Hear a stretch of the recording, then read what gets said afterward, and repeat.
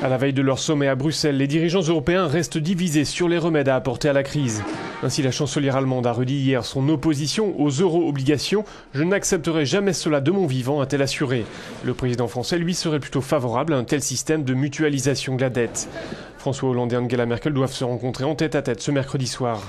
Concernant les mesures de stimulation de la croissance, Paris, Rome, Berlin et Madrid se sont à peu près mis d'accord sur un pacte qui sera présenté lors de ce sommet.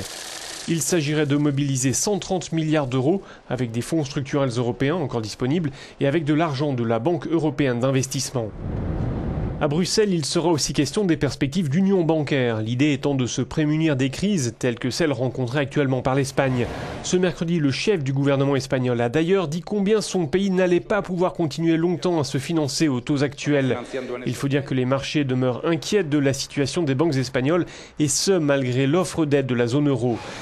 Mais là encore, sur cette question de l'union bancaire, les avis divergent, avec notamment l'Allemagne qui ne lâchera du lest que si elle obtient un plus grand contrôle sur les politiques budgétaires et la régulation bancaire des autres pays.